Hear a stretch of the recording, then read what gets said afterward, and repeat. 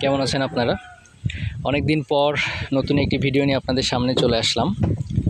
আমি আজকে আসছি খুলনা জেলার বটিয়াঘাটা উপজেলার একটি ঘের আর সাথে বাগান, ঘের বাগান বলতে পারেন।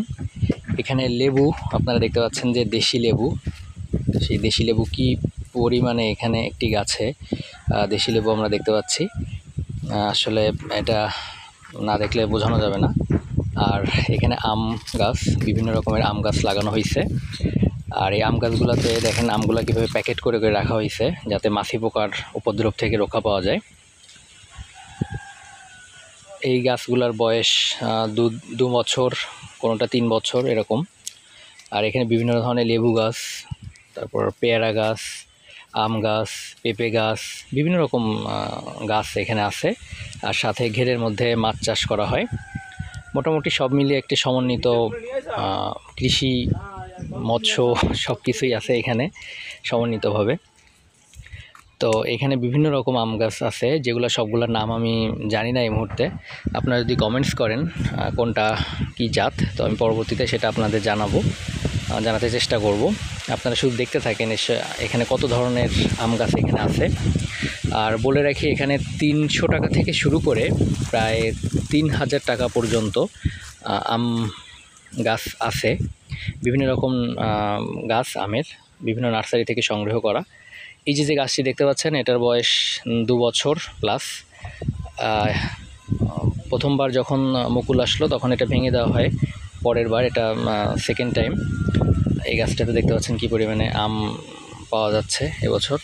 আর এটা লেবু গাছ, এই লেবুটার মধ্যে কোনো বীজ নাই, এটা সিডলেস লেবু। আর এখানে দেখতে পাচ্ছেন পেয়ারা, আজকে প্রচুর পেয়ারা খেলাম, আম খেলাম প্রচুর। দুপুরে আর খাওয়ার প্রয়োজন হবে না, এত পরিমাণে আম আর পেয়ারা খেলাম আজকে। দেখেন এভাবে কিভাবে গাছগুলোতে বেঁধে রাখা হচ্ছে, যাতে যদি বৃষ্টি হয় বা ঝড় হয় তো সেখানে আমগুলো রক্ষা পাবে, প্লাস মাছি পোকার উপদ্রব থেকে রক্ষা পাওয়া যাবে। আর প্রত্যেকটা গাছের নিচে দেখেন বাঁশ দিয়ে 3 পাশে বেঁধে রাখা হয়েছে, যাতে ঝড় যদি আসে কখনো গাছের গোড়াগুলো যেন নড়ে না যায়। কারণ ছোট গাছ এগুলা খুবই নরম, খুবই দুর্বল এখনও, যেহেতু 2 বছর বয়স এদের। এখানে কয়েকটি গাছ আছে যেগুলো প্রায় 3 বছর 4 বছর হয়ে গেছে। এটা দেখেন, এটা একটা আনকমন একটা গাছ, এটা আসলে সব বাগানে দেখা যায় না। এটা দেখলেই বুঝতে পারতেছেন যে পাতাগুলাই ভিন্ন রকম, পাতাগুলো দেখলে বোঝা যাচ্ছে ওটাতে এখনও আম আসে নাই এবছর, হয়তো সামনের বছর আসবে।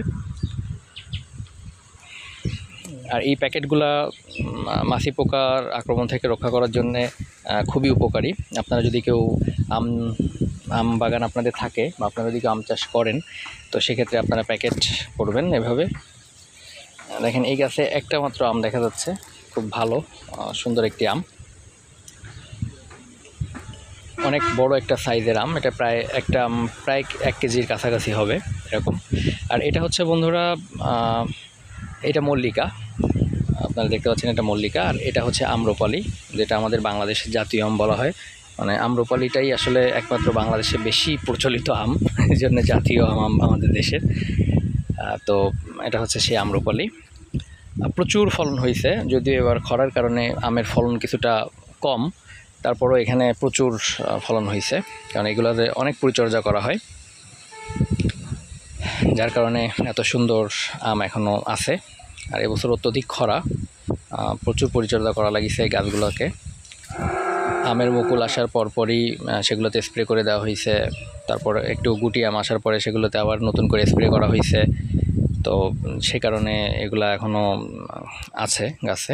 আর এটা হচ্ছে সেই ঘের বা পুকুর বলতে পারেন, এর মধ্যে মাছ দেওয়া। এটা সমন্বিত একটি খামার বলতে পারেন, শৌখিন খামার, এটা বাণিজ্যিক খামার না। এখানে যা হয় মাছ, ফল যেটাই হোক না কেন, এটা সব খাওয়ার জন্যই, এখানে কোনো চাষের বা বিক্রির জন্যে না। আর এটা হচ্ছে ফেরামন ফাঁদ। ফেরামন ফাঁদ বলতে এটা আমাদের বাংলাদেশের, যে দেখেন এটা পেকে গেছে, আমটা আমি পেরে নিলাম। আর এটা হচ্ছে ফেরামন ফাঁদ, যেটার মধ্যে জল দিয়ে রেখে দিলে আপনার মাছি পোকা বা যে কোনো ধরনের পোকা এসে ওইখানে ওর ভিতরে পড়ে যায় পানির মধ্যে, আর ওটা উঠতে পারে না। এটাকে বলে ফেরামন ফাঁদ। বাংলাদেশ কৃষি গবেষণা ইনস্টিটিউট ওরা এটাকে অনুমতি দিছে বাংলাদেশে ব্যবহার করার জন্যে। আর সবাই এটা কম বেশি ব্যবহার করতেছে। তো বন্ধুরা, এটাও এক ধরনের এই সাদা পলিগুলা, যেগুলা দিয়ে আপনি আমগুলা বেঁধে রাখতে পারেন, যার জন্যে আমের মাছিপোকা থেকে রোধ করা যায়। অনেক আম অলরেডি পেকে গেছে এবং সেগুলো পেড়ে নেওয়া হয়েছে, আর যেগুলো এখন আছে আমি জাস্ট সেগুলোই আপনাদের এখন দেখাচ্ছি। আর মাঝে যে একটা ঝড় গেল, ঝড়ের কারণে অনেকটাই ক্ষতিগ্রস্ত হয়েছে, গাছগুলা অনেক দুর্বল হয়ে গেছিলো, গাছগুলো গোড়া নড়ে গেছিলো। তো যার জন্যে অনেক ফল নষ্ট হয়ে গেছে, অনেক আম। দেখেন কি পরিমাণে ছোট ছোট গাছে ফল ধরিছে, এটা আসলে সামনে থেকে না দেখলে বোঝানো যাবে না। দেখেন এটাও একটা খুব সুন্দর একটা জাত, আমি খেলাম একটু আগে একটা, খুব মিষ্টি এবং আঁশ নেই কোনো আমে, খুব সুন্দর কলমের গাছ এগুলা, 2 বছর 3 বছরের মধ্যেই ফল চলে আসছে। আর এটা হচ্ছে কাটিমন, এই যে দেখতে পাচ্ছেন, এটা হচ্ছে আপনার 12 মাসি। এই গাছে এখন আম আসছে সম্প্রতি, প্রথম যখন মুকুল আসছে তখন ভেঙে দেওয়া হয়েছিল, পরবর্তীতে এটা আবার নতুন করে আম আসছে এবং এর এক সাইডে আমের মুকুলও আছে। এটাও একটা ভালো একটা আমের জাত। দেখেন আমি সবগুলোর নাম বলতে পারবো না, আমি সবগুলোর নাম জানিও না। এখানে অনেক অনেক ধরনের আম গাছ আছে, এমন এমন আম গাছ আছে যেগুলো 1500, 2000, 3000 টাকা করে দাম, আসলে আমি সবগুলো জানি না। তো বন্ধুরা, এখানে একটা জিনিস দেখেন, এটা হচ্ছে ব্যানানা ম্যাঙ্গো, আমার ভীষণ প্রিয় একটি আম, মানে আমার দেখতেই ভালো লাগে, খেতে তো আরও বেশি ভালো, আমার দেখতে ভীষণ ভালো লাগে, সেটা ব্যানানা ম্যাঙ্গো। আমের সাইজগুলো দেখেন, অসম্ভব সুন্দর আম, আর পেকে গেলে একেবারে হলদে বর্ণ ধারণ করে। এটা সামনে থেকে না দেখলে আসলে বোঝানো যাবে না যে কত সুন্দর আমগুলো দেখতে।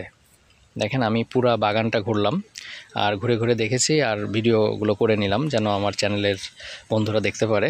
আপনাদের জন্য কষ্ট করে ভিডিওটি করলাম, কারণ আসলে এরকম বাগান দেখা যায় না সাধারণত। ব্যক্তি উদ্যোগে শুধুমাত্র শৌখিনতার কারণে এই আমের চাষ করা। দেখেন কি সুন্দর, এই আমটা পেকে গেছে, অসম্ভব সুন্দর, এটা আসলে কাছ থেকে না দেখলে বোঝানো যাবে না, এত সুন্দর। এটাকে বলে ব্যানানা ম্যাঙ্গো। এইগুলা বেশি এখন দাম না, এই গাছগুলার এখন 500-700 টাকার মধ্যে পাওয়া যায়। আপনারা যদি কেউ চাষ করতে চান, আপনারা নার্সারিতে যোগাযোগ করবেন।